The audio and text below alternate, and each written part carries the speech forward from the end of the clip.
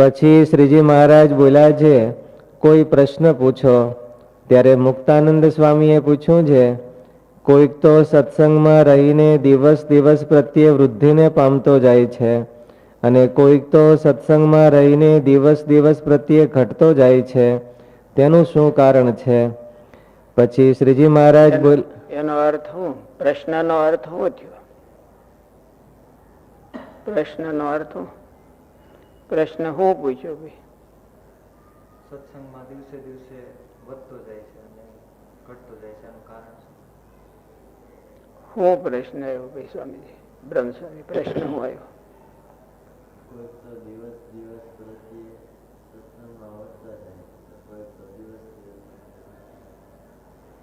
પ્રશ્ન શું આવ્યો?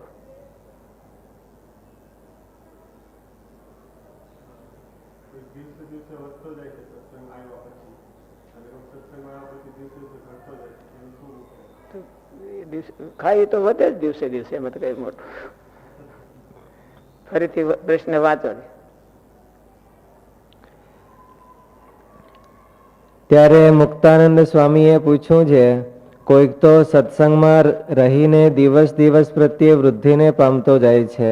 શું કીધું? સત્સંગમાં રહીને વધતો જાય છે, સત્સંગમાં રહીને ઘટતો જાય છે. પ્રશ્ન સત્સંગમાં રહે તો વધે કે સત્સંગમાં રહે તો ઘટે?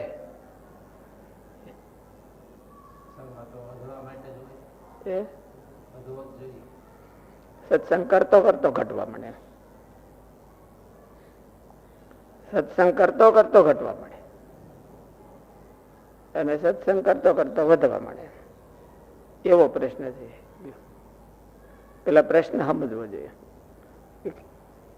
કેટલાક તો બધા સત્સંગ કરતા કરતા વધે જ એવું નહીં. થોડાક માણસો સત્સંગ કરતા કરતા ઘટે, દરરોજ કરે તો અને ઘણા ખાય તો એ વજન ઘટતું જતું હોય.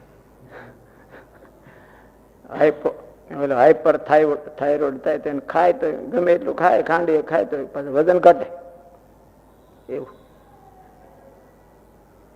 ઘોડા પેટ આવે ને ગમે એટલું ખાય તો પેટ જ ઉપડે નહીં એનું. એટલે સત્સંગમાં એવું ઘોડા પેટ આવ્યું. સત્સંગ કરે અને પાછો ઘટે, અને સત્સંગ કરે તો વધે. પછી ઘટે એવું જ કઈ નહીં, વધે એવું જ કઈ નહીં. ઘટે વધે વધે. તમે શું કરો?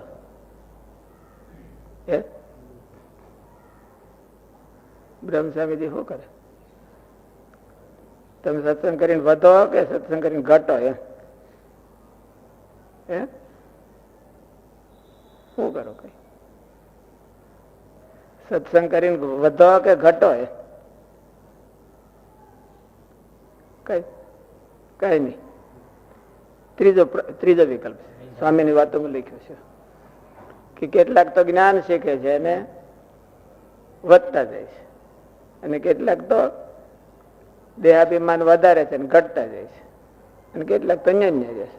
એટલે તમારું ન્યાન્ય રહેવાનું. શું કરવાનું? શું કરવાનું? શું છે? વધવાનું છે. પર્યાણ આગળ એ રાખ્યું છે.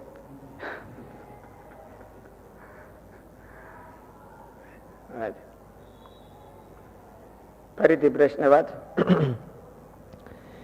ત્યારે મુક્તાનંદ સ્વામીએ પૂછ્યું છે, કોઈક તો સત્સંગમાં રહીને દિવસ દિવસ પ્રત્યે વૃદ્ધિને પામતો જાય છે, અને કોઈક તો સત્સંગમાં રહીને દિવસ દિવસ પ્રત્યે ઘટતો જાય છે.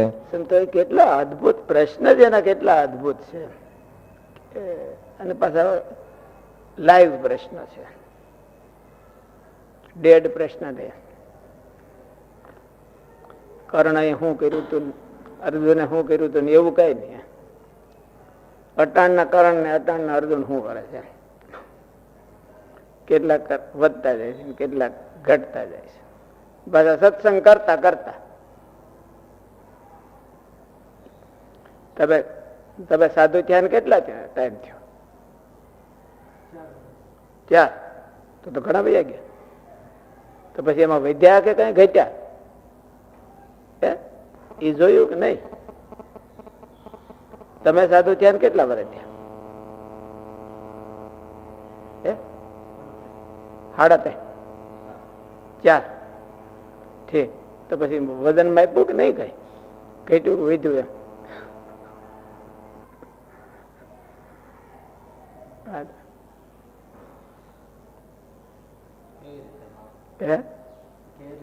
કાંટા ઉપર જોખી લે.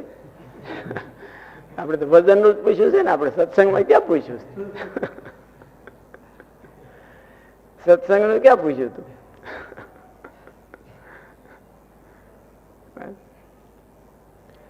પછી શ્રીજી મહારાજ બોલ્યા છે, મોટા જે સાધુ તેનો જે અવગુણ લે છે તે ઘટતો જાય છે, અને તે સાધુનો જે ગુણ લે છે તેનું અંગ વૃદ્ધિ પામતું જાય છે, ને તેને ભગવાનને વિશે ભક્તિ પણ વૃદ્ધિ પામે છે.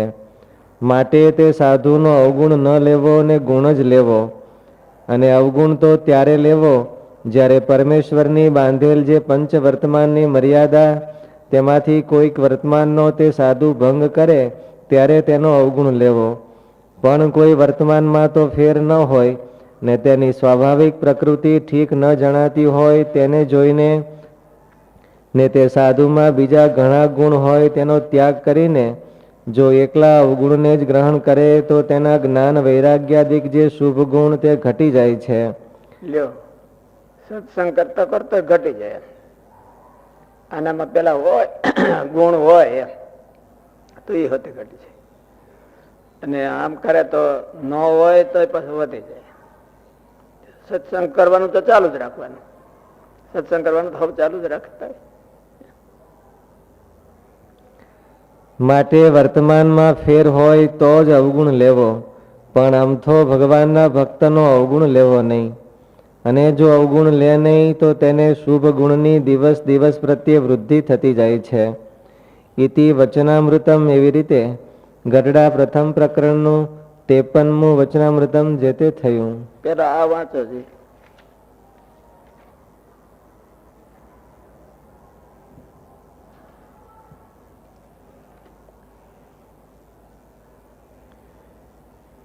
મુક્તાનંદ આવતનામૃતમાં આવી પરિસ્થિતિ છે. મારે જે મુક્તાનંદ સ્વામીનો પ્રશ્ન છે ને, એટલે મુક્તાનંદ સ્વામી પ્રશ્ન શું છે? કોઈક તો સત્સંગમાં રહીને દિવસ દિવસ પ્રત્યે વૃદ્ધિ પામે છે, અને કોઈક એટલે સત્સંગમાં રહીને એટલે સત્સંગ કરતો સત્સંગ કરતો વૃદ્ધિ ન પામે. અને કેટલાક તો સત્સંગ કરતા કરતા ઘટે, ખાઈને વજન ઘટે. બધા કરતા ઝાઝુ ખાય તોય વજન ઘટતું જાય. એ નાખતા ક્યાં છે? ક્યાં નાખે? પેલા તો વાંધો નહીં, પણ આ સત્સંગ કરતા કરતા નાખતા ક્યાં છે? સત્સંગ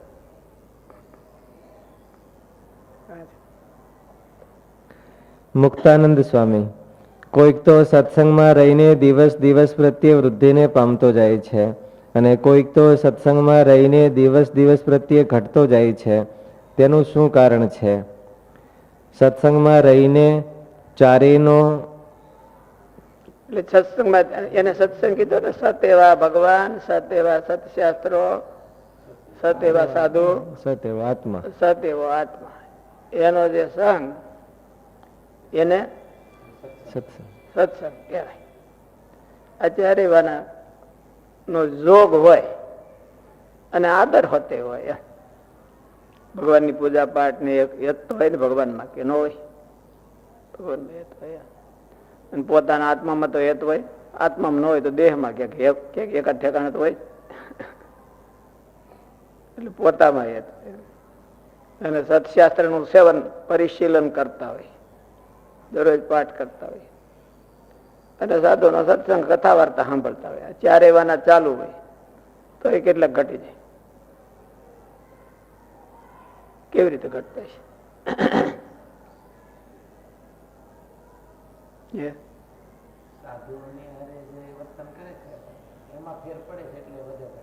પણ સાધુ ની કથા વાર્તા સાંભળતા હોય ને તો સાંભળીને પછી એમ કે આને આવડતી નથી.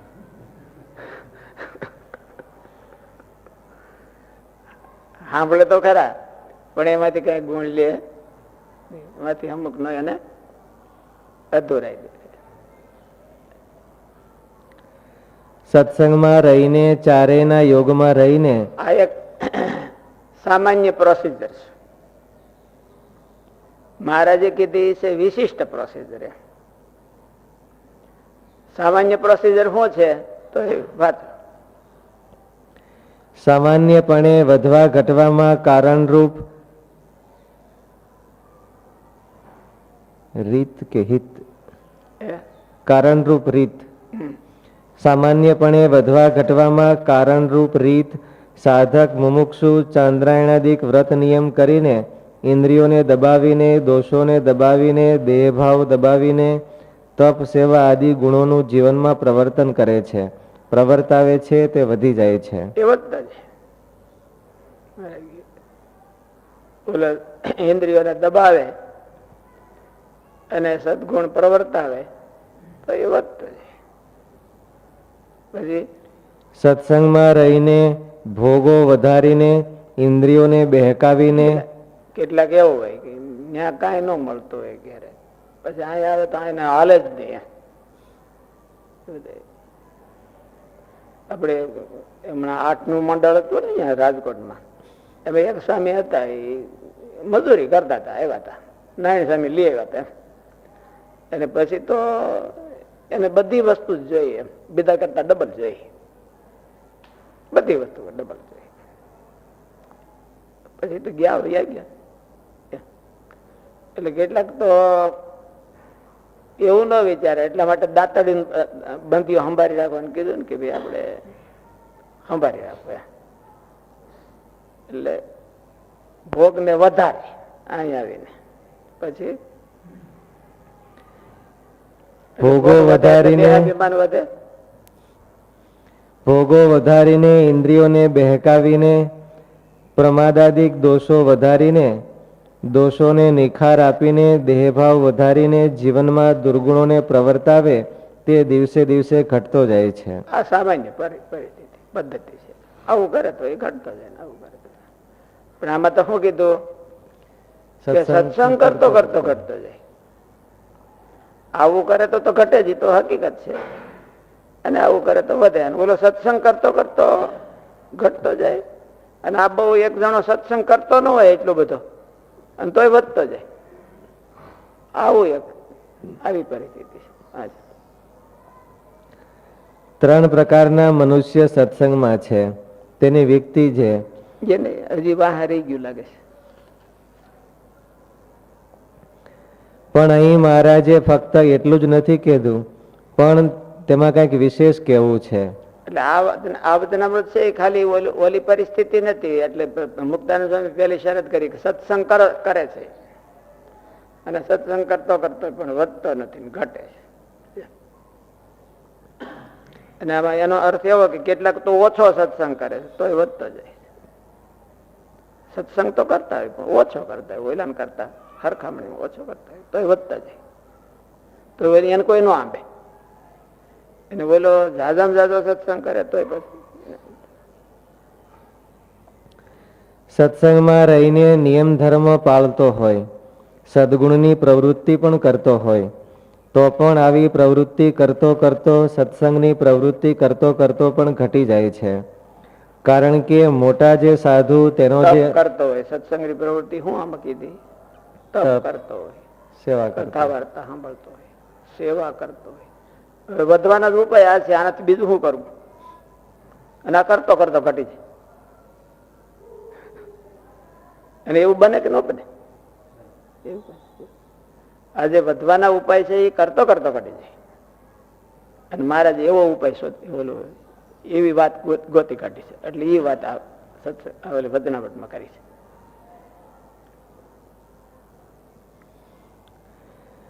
સત્સંગમાં રહીને નિયમ ધર્મ પાળતો હોય, સદગુણની પ્રવૃત્તિ પણ કરતો હોય, તો પણ આવી પ્રવૃત્તિ કરતો કરતો, સત્સંગની પ્રવૃત્તિ કરતો કરતો પણ ઘટી જાય છે. કારણ કે મોટા જે સાધુ તેનો જે અવગુણ લે છે, મોટા કહેવાનું તાત્પર્ય ભગવાનના મિશનમાં સમર્પિત થયેલા એકાંતિક સંત મહારાજના અવતાર હેતુ કાર્યને સમજીને તેમાં સમર્પિત થયેલા સંતનો અવગુણ લે છે. ખાલી સંતનો એવું નથી કીધું મારે, જેમ કે મોટા સંત, મોટા સંત એટલે મોટી ગાદીએ બેસી ગયા હોય એવો અર્થ નથી. મહારાજના મિશનમાં એનું મિશન ભેળવીને આગળ ધપાવતા હોય તો એ મહારાજનું કાર્ય આગળ ધપાવે એ જ મોટા ને. બીજું કોણ મોટું? કે ઉંમરમાં મોટા હોય મોટા? મોટા કોણ? ઉંમરમાં મોટા હોય તો મોટા કહેવાનું છે, એમ પગે તો લાગવાનું ધરે છે. ન લાગે તો પછી એમ વાટ જોઈએ કે ભાઈ આ કેમ આવ્યા નથી આજ પગે લાગવા. એટલે ભગવાને અવતાર શા માટે લીધો? જે હેતુ માટે લીધો હોય એ હેતુ માટે સમર્પિત હોય એ મોટા. અને એનો અવગુણ લે તો આ બધું કરતો ઘટી જાય. આ બધું કરતો હોય તો ઘટી જાય. અને એનો ગુણ લે તો ઓછું કઈ થતું હોય તો વધી જાય.